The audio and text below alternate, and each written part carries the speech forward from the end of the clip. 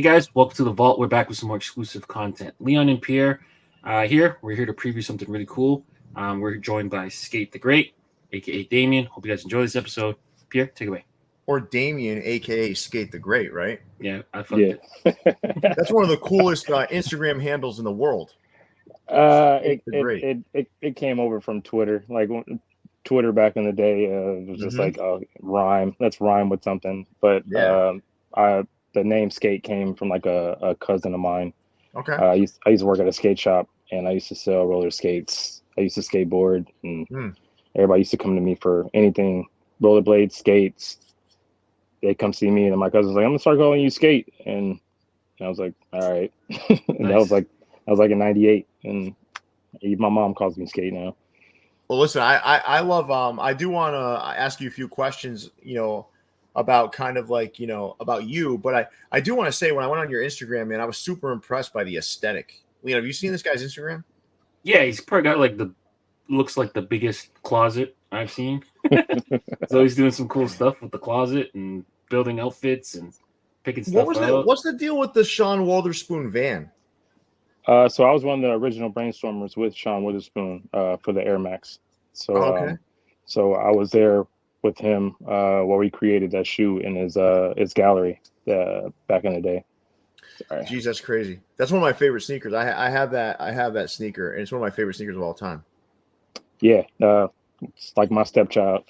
I love that. I love that sneaker. That's probably one of my favorite sneakers. I have quite a few sneakers that are really important to me.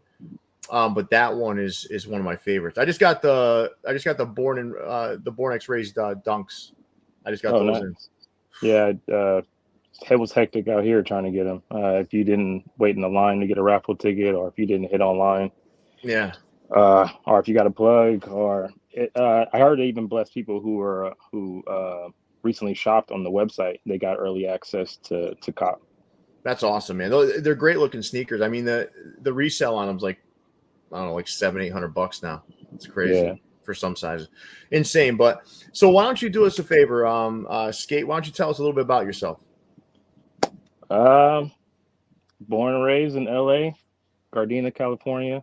I've been into sneakers maybe 25 years, if you can see that back there.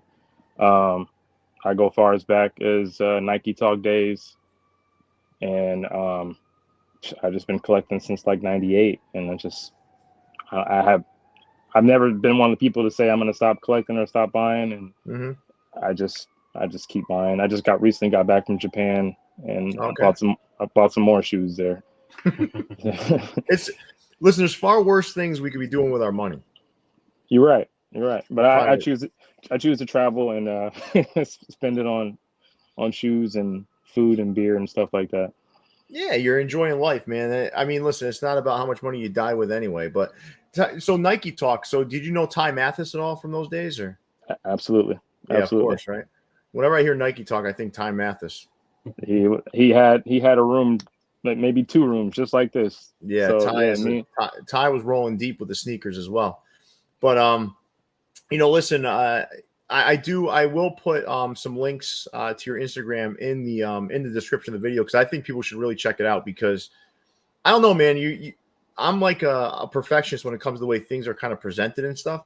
And your Instagram to me is like, it's like it's so cool, because it's kind of like a journey, man. You get to go in there and you got to experience a lot of different things in there from a sneaker perspective, but also the outfits you put together and stuff. It's like, I love your Instagram, man. I looked at it. I was stuck in there for like 45 minutes just looking around. And I think for anybody out there, your Instagram's an experience, so they should go check it out. But listen, the reason why we brought you here today has a little bit to do with a hat that you're doing with the Locker Room of Downey. But I'd love to go back a little bit and kind of talk about, how did you come in contact with Ivan and Vivian? Because it's very rare that they collab with people. So when they reached out to me and said, "Hey, Pierre, we did a collab with someone," I was like, "Oh, wow, you don't do that very often." So tell us a little bit about your interactions with them and how this kind of came about. So I think my first time I stepped foot in their store was, I believe maybe July of 2020. Okay. I had put a post up on Instagram, just this I thought I was flexing because I had maybe about 40 or 50 different LA hats, and this was just a collection of LA hats that I've just been gathering over the years. Yeah. And a friend of mine was like, he's like, yeah, all those are pretty cool, but like you don't have this one. And he sent me a picture, and it was an LA hat with like a palm tree and a taco on it. And I was like, oh, I'm like, where the hell did you get that? He's like, oh yeah, it's a little low key spot. It's a low key spot. I can't tell you. So then like 10 minutes passed, and he was like, yeah, you got to go to Locker Room of Downey. Like they got all kind of crazy stuff in there. Yeah. And my first free day I drove down to Downey, and I was like, it's right there on the street where I've actually been to like a couple bars and a couple of restaurants right there. I'm like, I did not even know this place exists. Yeah. So my first day walking in there, I bought every LA Dodger hat I didn't have that had a side patch on the side. So I think my first transaction had to be like 8 or 9 hats, and they were just like, oh, okay. But it was at a time where I think LA was not on that wave yet, like how the East Coast was when it came to the hats. You're right. East Coast was way farther advanced than LA was, and I think we were just starting to get a little bit more adventurous. Yeah. Yeah. Exactly. You're 100% right, because it came over there a little bit later, so like everyone was really still cool with black undervisors over there when the East Coasters are like, nah, we don't want those. So we're gonna do black nasties. Oh yeah, black nasties. That no, funny story about that. Like Leon didn't even know what a black nasty was until I told him. Leon was like, he loved his black undervisors, and then all of a sudden I was in a chat with him and a couple of buddies. I'm like, I don't mess with those things. Those are black nasties. Yeah. And they're like, what does that mean? And then I explained it to him. Now you won't catch Leon if you see Leon with a black undervisor, he keeps it real low so you can't really see it. You know, but you're right. You're right. The wave didn't hit over there. What were you gonna say, Leon? That's all you could get before. I mean, that's on fields. We were waiting for on fields to come out. You can get gray bottoms. Yeah, you could in the 90s.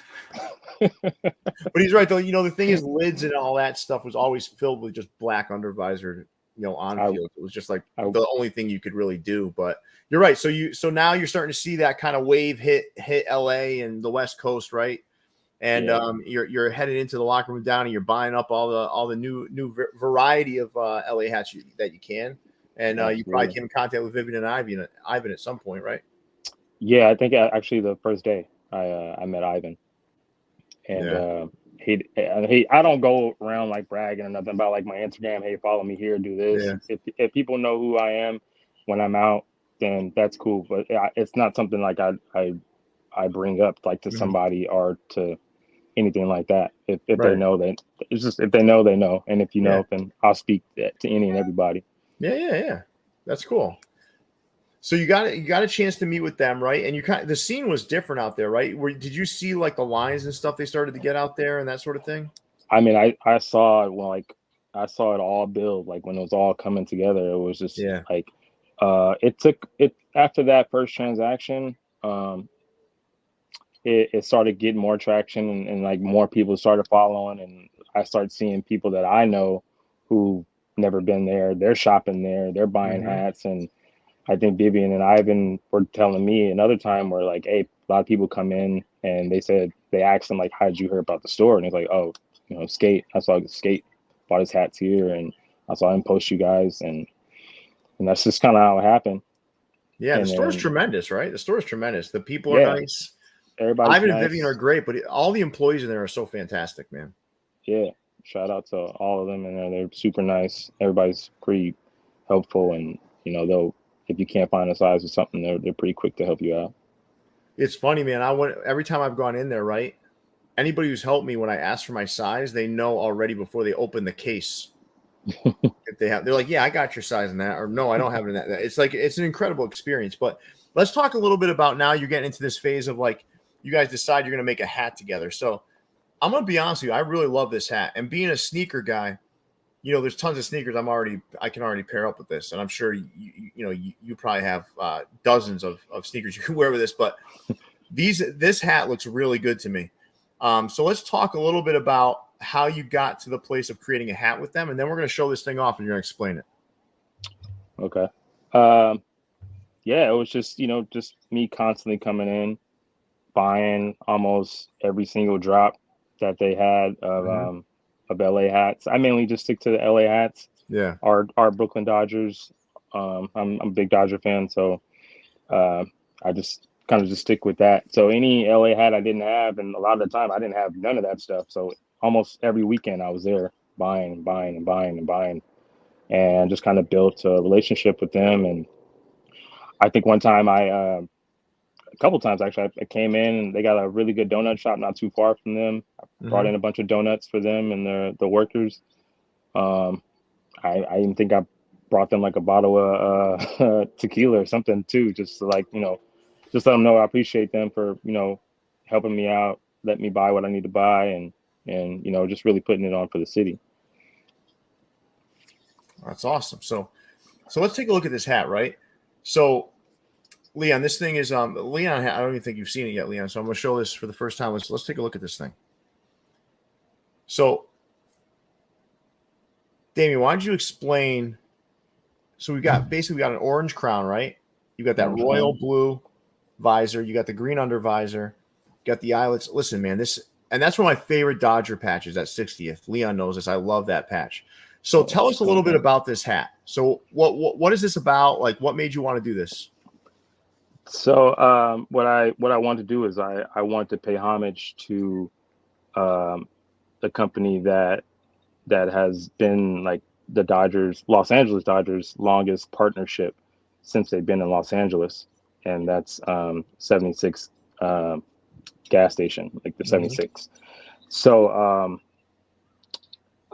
they used to have a gas station on the premises of the park. I believe they even funded building the stadium from the original owner when he first got to Los Angeles. I think his name's Walter O'Malley. I could be wrong, but yeah, I just want to really pay homage to that, to them. And then they recently put the 76 back onto the top of the scoreboard, and you can kind of still see it. You can still kind of see it on the side patch. Yeah, that's why I picked that side patch on it. You can see it there if you get a good look at it. You see it up there. And I'm a big I go to a lot of flea markets out here, thrift stores and stuff like that, and I kind of got the idea from this hat.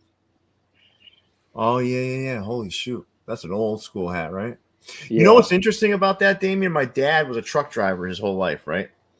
And 76 truck stops were all over the East Coast. So it's a gas station, but they also had truck stops, for these rigs to kind of stop their trucks at and rest and grab a bite to eat and that sort of thing. So when I saw the 76 logo, I'm like, oh my God, I remember this as a kid too. Yeah. So I was like, this has to be, got to do it. Like that's a good representation of the 76. So I was like, that was like my idea right there. Nah, man, it's good. Look at this thing, Leon. I like it.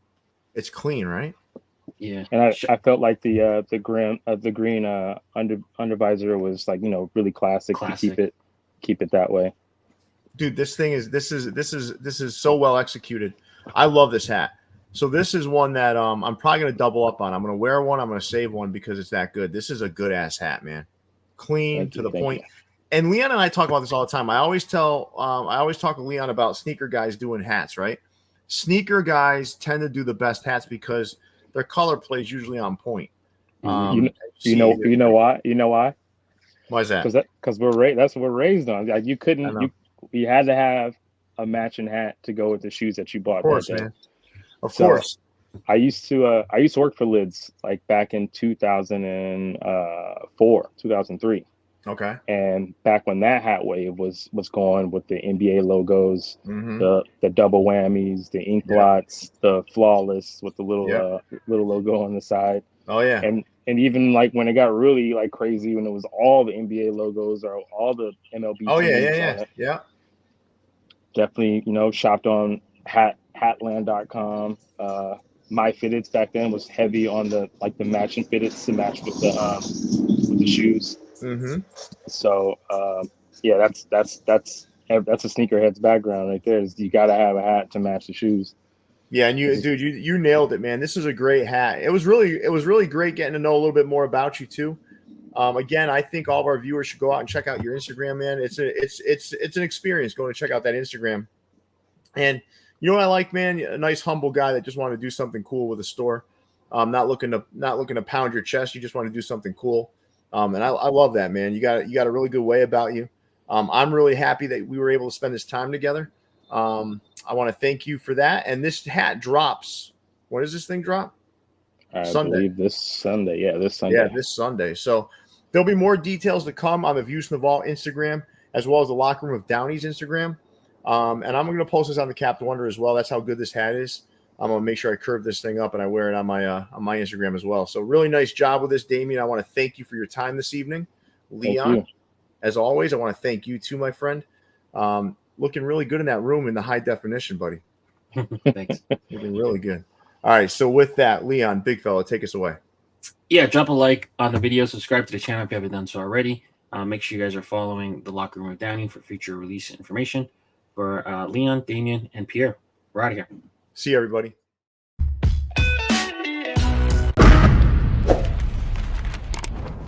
Brought to you by BFTV.